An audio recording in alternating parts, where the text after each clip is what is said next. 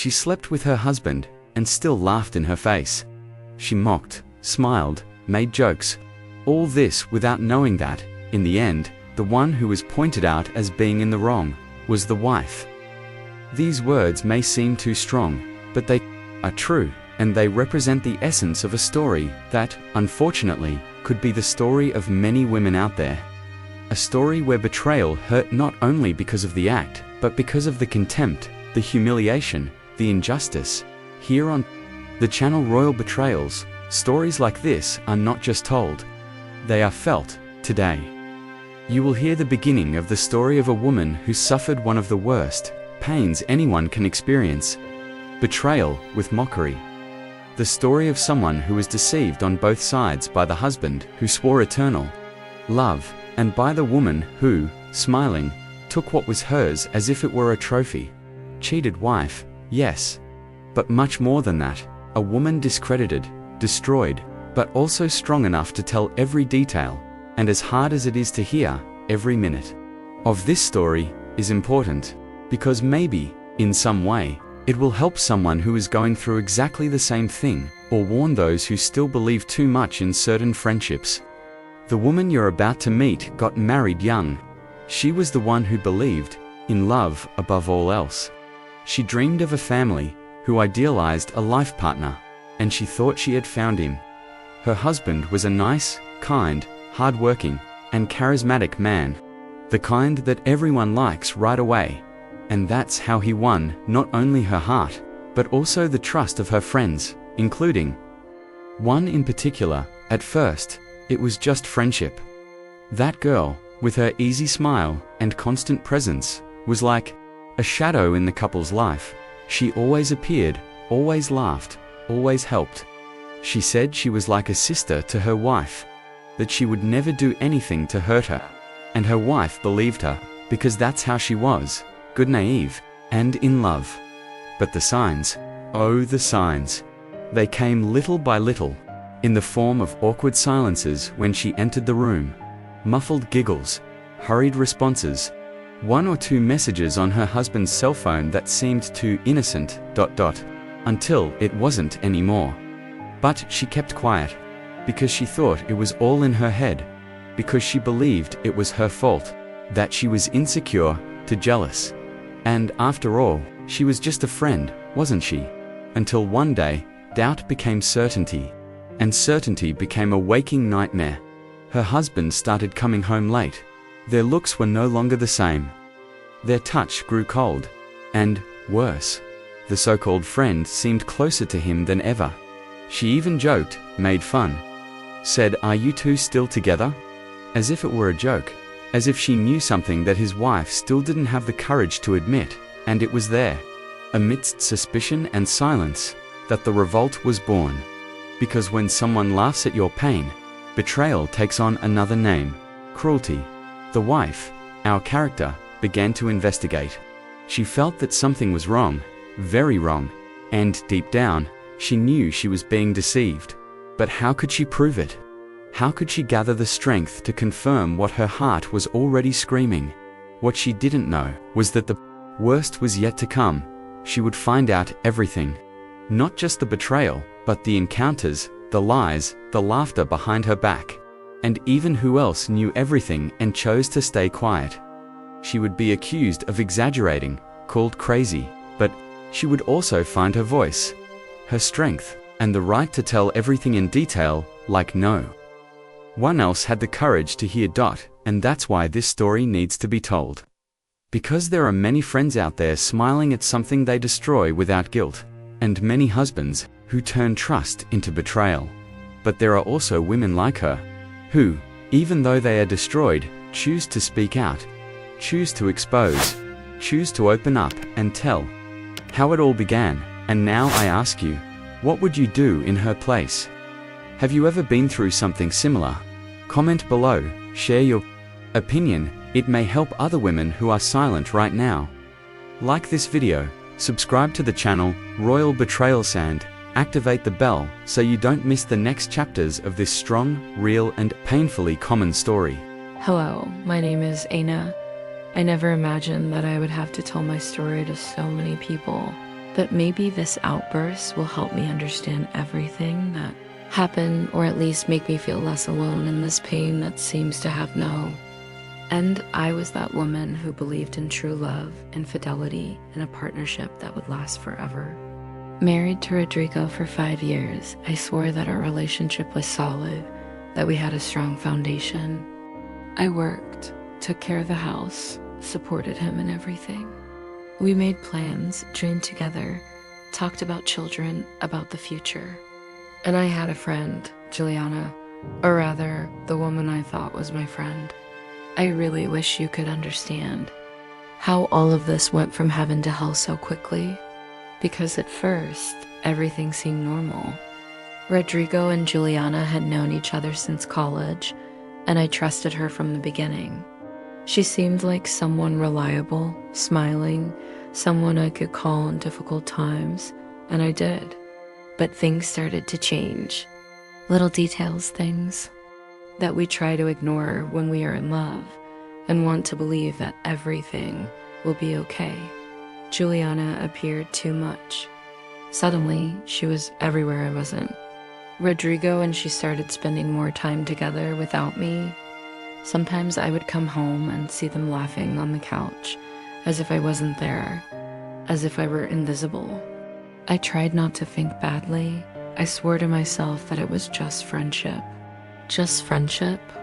But that little voice inside my head wouldn't. Shut up. I felt that something was wrong. When I asked for explanations, Rodrigo said that I was too jealous, that I was exaggerating, that I trusted him, and I wanted to trust him. I wanted it so much that it was just that I was making things up, Juliana. She seemed to love playing with it. I often caught them exchanging glances that didn't include me, laughing at inside jokes. Once, she even made fun of me in front of me, with that mocking smile, that little laugh that burned my soul. And I could only swallow the lump in my throat and pretend that everything was fine. Pretend that I didn't see, that I didn't feel. But that wasn't all. She slept with my husband. Yes, she did. And I don't mean just once or for a quick encounter. It became a routine, and they weren't afraid or ashamed. They did it while I was at home waiting for him, thinking he was working. Late or with friends. Sometimes I would wake up in the middle of the night and smell that strange smell on his pillow, or find suspicious messages on his phone, quickly deleted.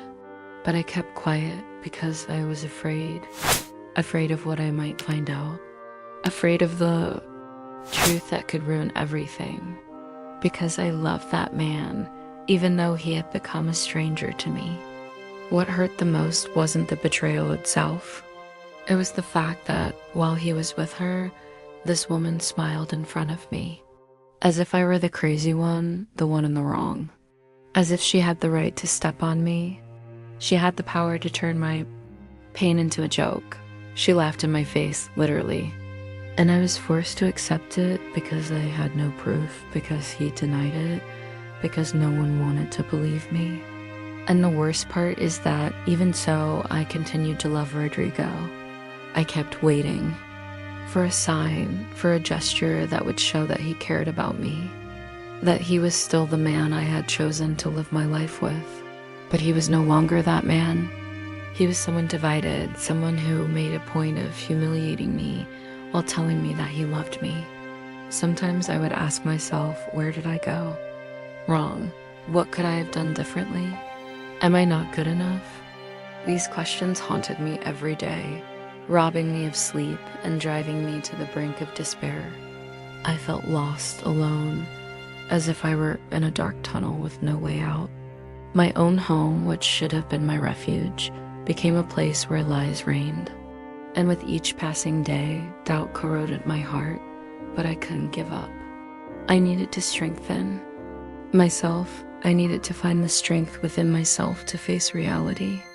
That's when I decided that I would no longer be the silent victim of this story, that I needed to speak up, scream, expose what was happening. Even if that meant facing judgment, criticism, and disapproving looks. And you know what's most shocking? Many people told me that I was to blame, that I was overreacting, that I should forgive, forget, let it go. That a man cheats because his wife leaves him because she doesn't pay attention, because she doesn't give him what he wants. Those words cut like knives, but they didn't shut me up. I discovered little by little that I was not the one truly to blame, that it was their fault. Rodrigo who chose to lie and Juliana who chose cruelty. That I deserved respect, love, and truth. Today, I'm here to tell this story because I don't want anyone else to go through this in silence. Because every betrayed woman deserves to be heard. She deserves justice. She deserves the chance to start over. And you, who are listening to me now, I ask you, open your eyes. Trust your intuition. Don't let anyone take away your dignity. And, above all, know that you are not alone. I never imagined that I would be able to hide so much inside myself for so long. It was as if I was living two lives at the same time, one on the surface, where everything seemed normal, and another deep down, where my soul was shattered every day. Every morning was a battle. I woke up with the weight of doubt crushing my chest, and at the same time I had to pretend that everything was fine to the people around me. At work, with family, with friends, no one could suspect the storm that was brewing inside me. I had to appear strong, in control, even if inside I was a wreck. Rodrigo continued to act as if nothing was happening. He would come home smiling, talking about trivial things, planning dinners and trips plans that, deep down, I knew were nothing more than illusions. And Juliana, she didn't care at all about hiding her presence. Sometimes she would show up unannounced, and she seemed to enjoy teasing me. Her arrogance consumed me. She made no effort to disguise the fact that she was there to take what was mine. It was unbearable to see my husband and this woman together, laughing, touching each other, and me there, with the certainty that I was just a spectator in this tragedy. I could not scream nor confront without proof. Silence was my prison. I began to question my worth, and my self-esteem was slowly being consumed. I would catch myself looking in the mirror and not recognizing myself. The woman who smiled, who dreamed, who believed in love, seemed to have died. In her place was someone suspicious, bitter, almost desperate. But behind that facade of sadness, something began to grow, a flame of courage that I didn't know I had, a strength that came from tears, from loneliness, from revolt. And so I began to write everything down, every detail, every word, every suspicious encounter. It was my secret diary, my weapon against lies. I discovered that this woman, Juliana, had an incredible ability to manipulate. She knew exactly what to say to play on my insecurities, to make it seem like I was the crazy one in the story. She played the victim when anyone dared to question their relationship. She was a natural actress, and I, without knowing it, was being the most deceived audience. Every day, I felt the abyss grow deeper. My friends began to notice my change, my constant sadness. Some tried to help me, others simply walked away because they didn't know how to deal with my pain. I felt more alone than ever. There came a time when I couldn't keep anything in anymore. I exploded. I told Rodrigo everything I felt, even without any concrete proof. I cried, I screamed, I begged him to be honest with me. The answer? Silence. Denial. Lies that were increasingly elaborate. It was the moment I understood that he had not only betrayed me, but also emotionally discarded me. That for him, what we were living had ended a long time ago. And that Juliana was more than a friend. She was his choice, even if he didn't have the courage to admit it. This discovery destroyed me, but it also freed me. Because for the first time, I was no longer trapped in the empty hope of a love. That didn't exist. I knew where the truth lay. I prepared myself for the war that was to come, to face the trials, to fight for my space and my dignity. This was the phase where I started to rebuild my life, even with a broken heart.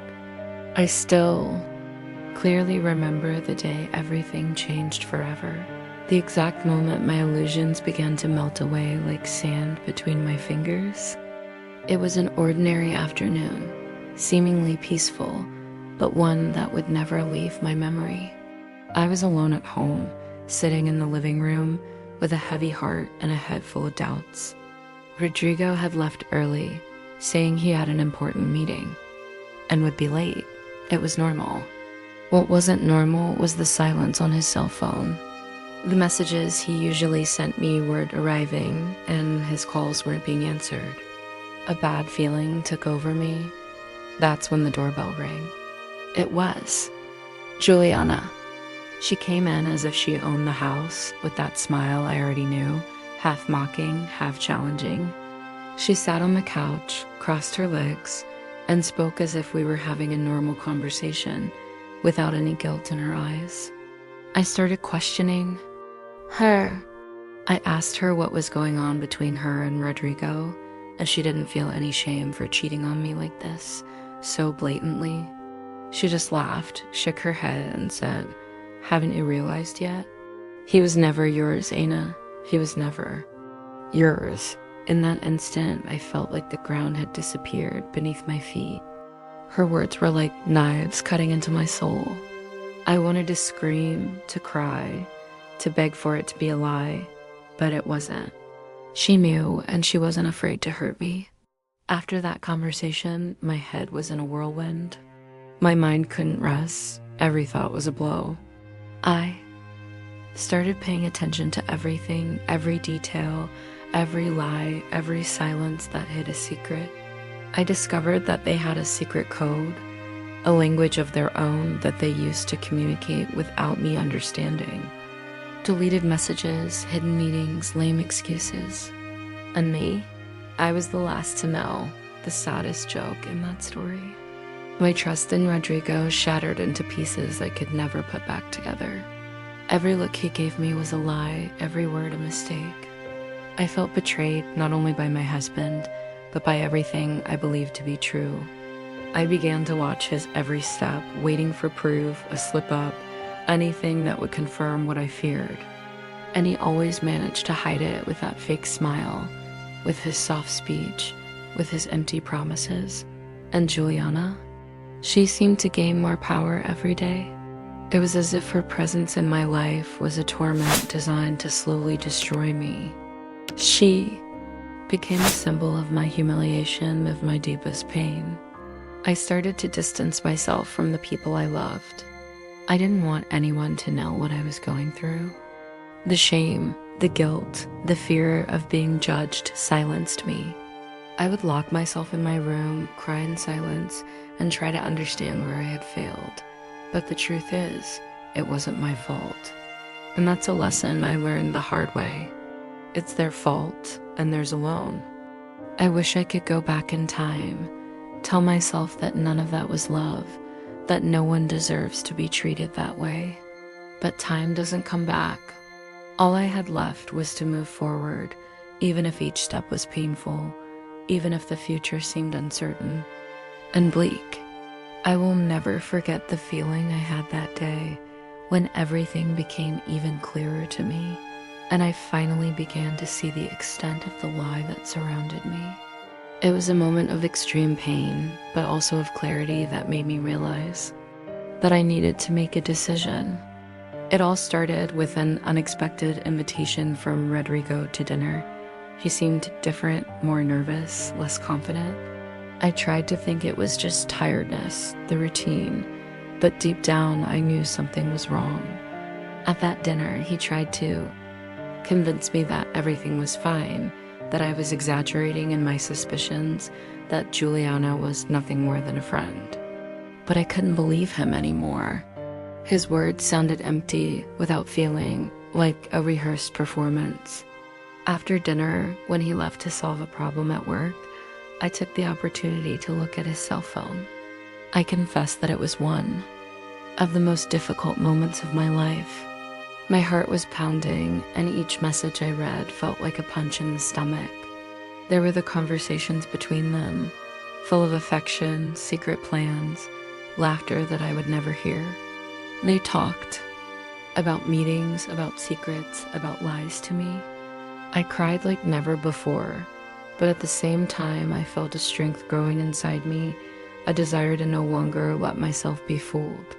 It was then that I decided I needed to take action, that I could no longer stand still, waiting for things to change on their own. I started planning each step, gathering evidence, and counting on the help of people I trusted. I no longer wanted to be that woman who was passed over, humiliated, and discredited. I wanted my respect, my dignity, and above all, I wanted the truth out in the open so that no one could make a fool of me. The following days were a mixture of anguish, fear, and an enormous desire to free myself from that cycle of suffering. I found myself thinking of 1,000 ways to confront them, to show Rodrigo that I knew everything, that I would no longer accept that cruel game. But I also felt a lump in my throat because I knew that the decision I made could change my life forever. I wasn't sure if he would leave me, if his family would take sides, if my friends would understand. Meanwhile, Juliana continued her invasive presence in my life, like a shadow that would not dissipate. She laughed at me, made indirect comments, like to provoke me, as if she wanted to see me destroyed. But I refused to fall into her trap. I wanted her to know that I was no longer that woman who kept quiet and accepted everything. I wanted to show her that I had a voice, that I could fight for what was mine. And so, between tears and planning, I prepared myself for the confrontation that would change everything. I needed to vent this pain, to tell everything I had experienced, because keeping it inside only destroyed me inside. When I think about that time, I feel the crushing weight of loneliness that accompanied me day and night. Sadness was not just a passing shadow, it was an endless abyss that threatened to swallow everything I was. Every morning was a battle to get out of bed. I pretended to myself and everyone else that everything was fine, that my life was going on as normal. But inside, a storm of emotions was consuming me. What was supposed to be my safe haven, my home, had become a minefield of lies, betrayals, and humiliations. Rodrigo continued with his routine as if nothing had happened. His words were empty, his gaze distant. He had become a stranger who shared my bed with another woman. Juliana, this woman I once considered a friend, was present in every corner of my life. She didn't hide what she was doing. On the contrary, she seemed to feed off my pain. I remember a specific day that will never leave my memory. I was home alone when I heard the key turn in the lock. I thought it was Rodrigo, but to my despair, it was Juliana who came in. She came in with the arrogance of someone who knows she's winning, with that cynical smile that made me feel invisible. She sat on the sofa in the living room as if she owned the place, crossed her legs, and gave me a look of contempt that cut through my soul. I wanted to throw her out, to scream, but my words stuck. I was paralyzed, powerless in the face of that cruel and merciless invasion. That woman was stealing my life before my eyes, and I had no strength to react. At that moment, I realized that everything I had built had crumbled. My dignity, my confidence, my happiness, all destroyed by those two people I loved. The humiliation was unbearable, and the worst part was knowing that no one, not even my husband, would do anything to change it. I sank into deep sadness, isolating myself from the world. One avoided friends, relatives, even my own family. I cried alone in the dark, suffocated by shame and endless pain. I no longer knew who to trust, where to run. Loneliness consumed me like a slow, cruel fire. But in the midst of this darkness, a small light began to shine within me. A small but firm inner voice told me that I deserved more, that I could not let myself be destroyed by those who betrayed me. This voice became my anchor, my hope. I started planning my escape from that toxic situation. It wasn't easy. The fear of the unknown and the insecurity about the future paralyzed me, but I knew that staying where I was meant, dying a little each day. I gathered evidence, organized my ideas, and wrote down everything I felt so as not to get lost in the midst of that chaos. The rebuilding process was long and painful. I had to face sleepless nights, constant doubts, and the pain of losing not only my marriage, but also a part of myself. However, with each step, my strength grew. I learned to love myself again, to recognize my worth, even with a broken heart and open scars. I understood that my identity cannot be defined by this betrayal, by this pain. I was more than that. And so, little by little, I began to see a light at the end of the tunnel, a new chance, a possibility to start over. It wouldn't be easy, but I was determined to move forward, rebuild my life, my self-love, and my happiness. I never imagined that the pain could be so deep, that the heart could break so many times without ever truly breaking apart. After so long living in that nightmare, each day I felt more lost, but also more determined not to let that betrayal define who I was. The nights were the worst. When everything went silent and the lights in the house went out, I would sit in the darkness of my room, trying to make sense of it all. My chest hurt, my mind raced in circles, and I wondered if I would ever be happy again. Rodrigo, on the other hand, seemed increasingly distant, more involved with Juliana, less concerned with the life we had built together. I watched from afar like a sad spectator as he gave himself to her with an ease that destroyed me inside. I felt anger, a burning anger that sometimes made me want to scream for the whole world to know what I was going through. But I also felt fear. Fear of judgment, fear of loneliness, fear of starting over alone. And Juliana? She was still there, like a constant shadow, a presence I couldn't avoid. She laughed at my attempts to appear strong. She seemed to feed off my pain, as if it were a game to her. No matter how hard I tried, I couldn't help but think about everything I had lost. Not just my husband, but also the dreams, the trust, the peace I had once had. I felt betrayed in every way possible, but amidst all the sadness, something inside me refused to die. A desire to be happy, to free myself from that cycle of suffering. I knew I needed to find a way to move forward, even if it was difficult and full of obstacles. I started to dedicate myself to myself. Little things like taking care of my body, going for walks, reading books that inspired me, helped me find my strength again. It wasn't easy, and I often fell into despair, but I got up again. I also sought support from people who truly loved me. Friends who listened to me, family members who were by my side, even if they didn't fully understand what I was going through. This support was fundamental to my recovery. I began to see that my life didn't need to be defined by that betrayal, that I could be more than the betrayed woman, that I could be the woman who chose to get back on her feet, who chose to be happy. It was a slow and painful process, but I was determined. Each day I felt a little more hope, a little more peace, a little more self-love. And despite the open wounds, I began to look at myself in the mirror with more affection, to recognize my strength, to accept my imperfections and vulnerabilities. I didn't know what the future held, but I was ready to face it with courage and dignity. I never imagined that pain could turn into strength, but that's exactly what happened to me. After months of living in that hell of doubts, lies, and betrayals, I began to feel a flame inside me that refused to go out. It was the desire to start over, to free myself, to find a path to happiness again. The journey was not easy.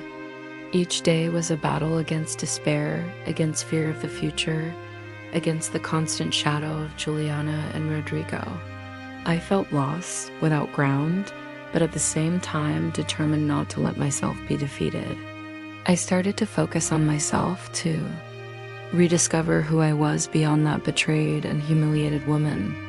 I went back to doing things that I liked, that gave me pleasure, even if they were simple, like reading a book, walking in the park, listening to music. These small actions helped me recover my self-esteem, my self-love. With each step, I felt a transformation taking place within me. It was as if I was rising from the ashes, learning to be strong despite the open wounds. The pain was still there, but it no longer dominated me.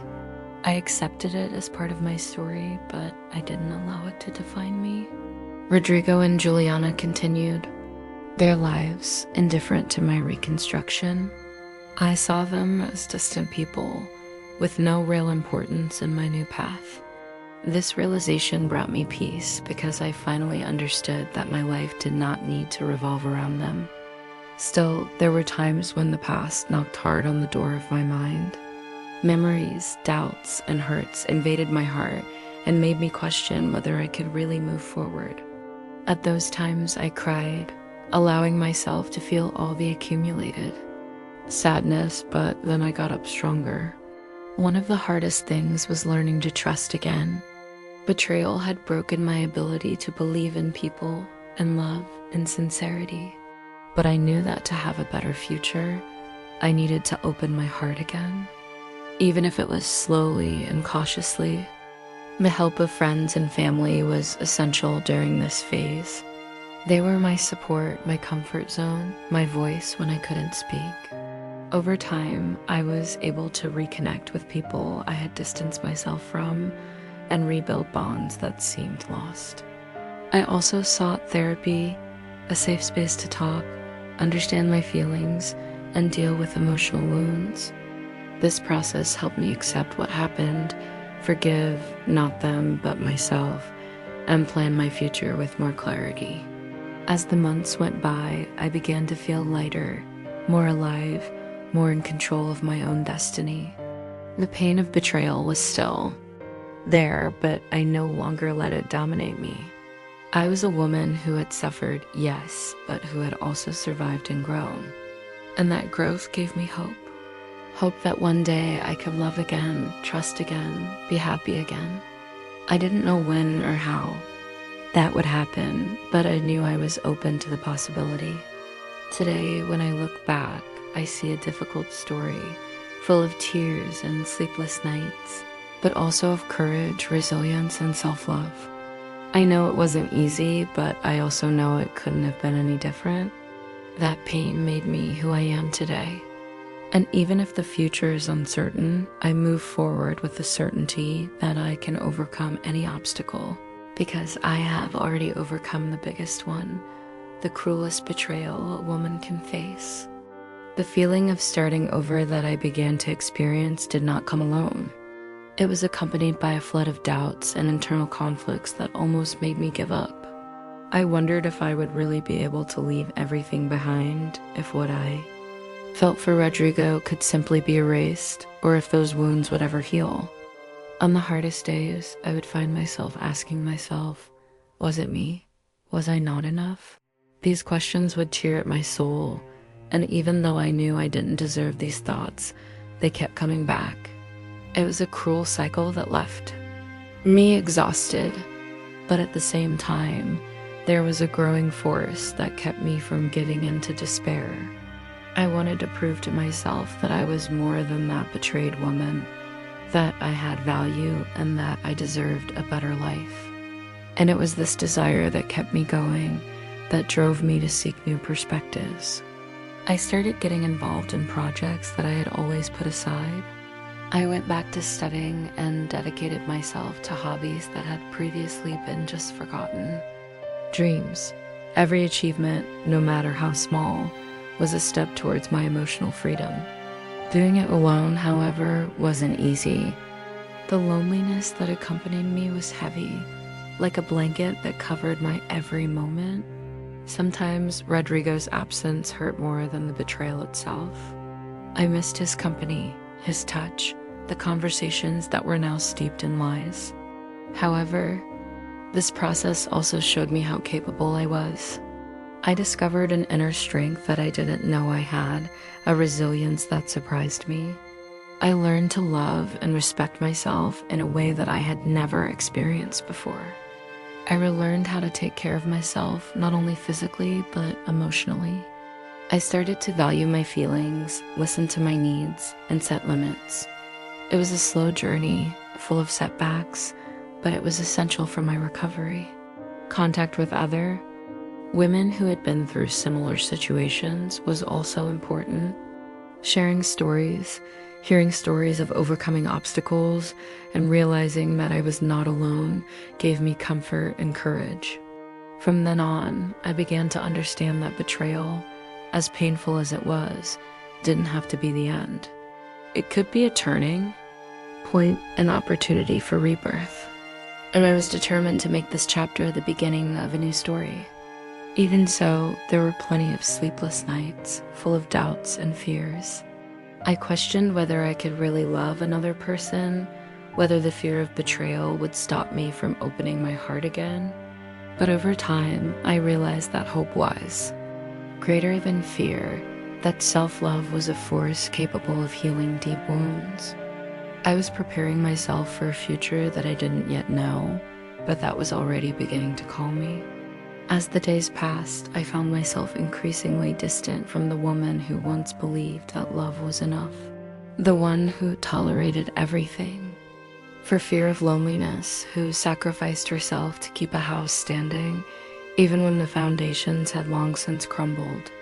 What I experienced with Rodrigo and Juliana forced me to face myself head-on. It was as if I had emotionally undressed myself in front of the mirror and finally seen the parts of myself that I ignored, the shortcomings, the silences I had swallowed, the signs I had preferred not to see. It hurt to realize how much I had abandoned myself to sustain something that only existed by my side. At this point in the story, many people would ask me why I hadn't left yet, and I asked myself that same question every day. The truth is that it's not easy to leave something that we invested so much in, even when the pain becomes constant. There is an invisible mourning that holds us back. The mourning of a marriage that died silently, but that we insist on keeping. Alive in our memories, I needed time. Time to accept that nothing would ever be the same again. That Rodrigo would never again be the man I fell in love with. That Juliana was no longer just another lover. She had become a permanent presence in my life, even against my will. Even though I tried to distance myself, there were days when I would still bump into them both.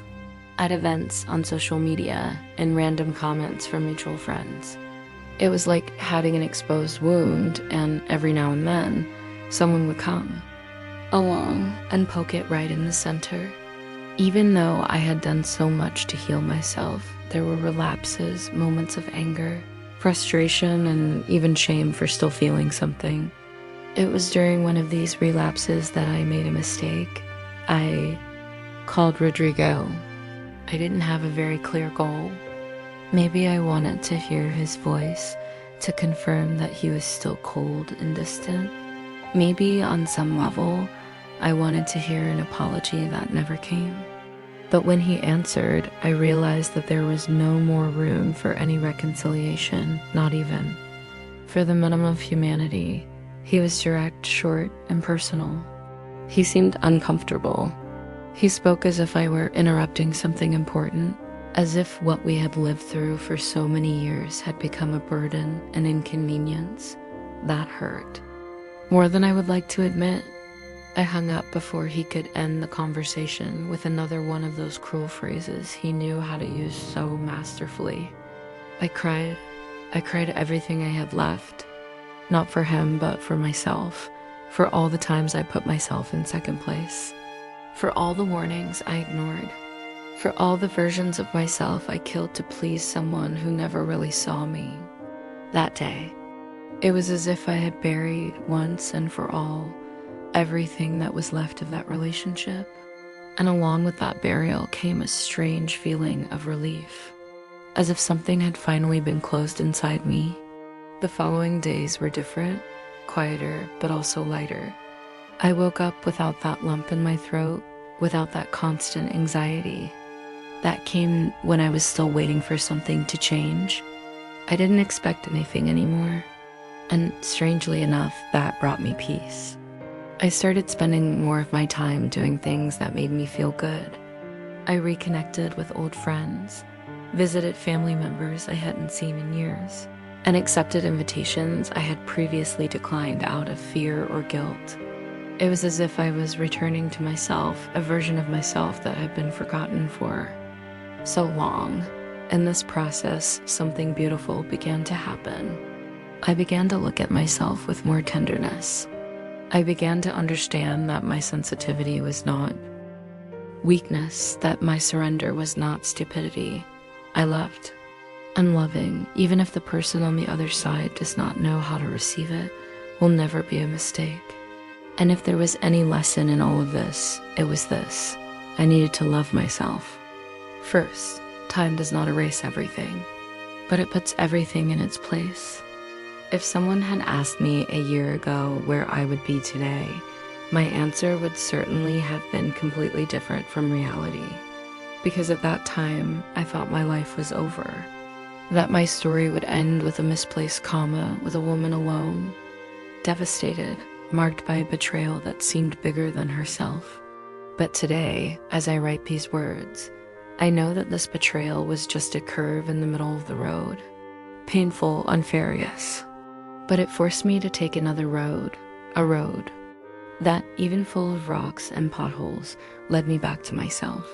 Rodrigo and Juliana stayed together, at least as far as I know. I don't care to follow them. What they do today is no longer my business.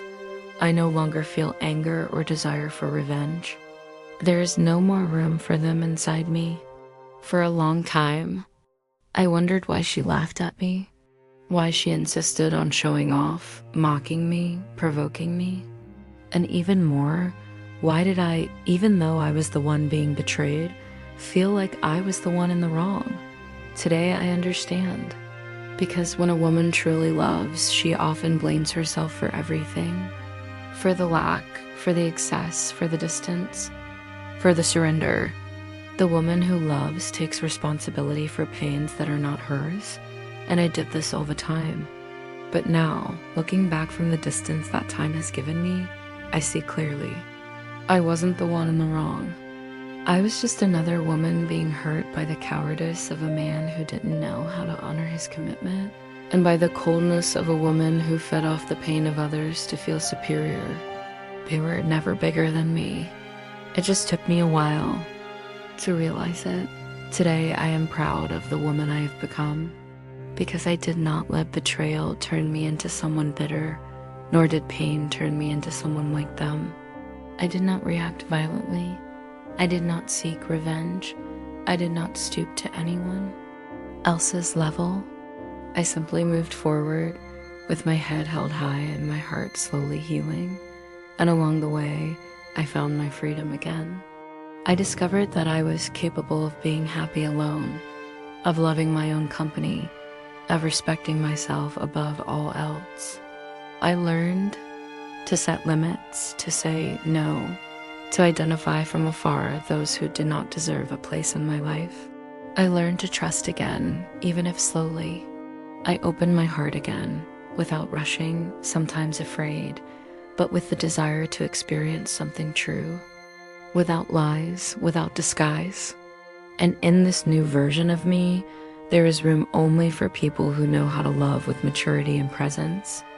Looking back, I see a woman who is betrayed, humiliated, used and discarded, but I also see a woman who is reborn, who had the courage to face her own ghosts and build a new story from what was left of the pieces. And maybe that's the big point. We always think we're too broken to start over, but we're not. The pieces, when glued together with love and patience, form something even stronger than before. My story didn't end with betrayal. It began there, when I finally had the courage to say enough. When I stopped begging for respect and started giving myself the respect I expected from others. When I looked in the mirror and recognized who I was, even after everything. If you've come this far, it's because this story touched you in some way. Maybe you've experienced something similar. Maybe you're experiencing it now. Maybe you know someone who's going through this in silence, just like I did. So I ask you from the bottom of my heart, don't be silent, don't accept crumbs. Don't let them make you believe that you deserve less. You're not in the wrong just because you were cheated on. You're strong. And your story can also begin again. Now tell me, have you ever experienced something like this? Would you have reacted differently? Comment below. Your experience may help other women who are going through the same thing. If this story touched you, like, share, and subscribe to the channel. Here, we transform pain into strength, and no one will feel alone anymore.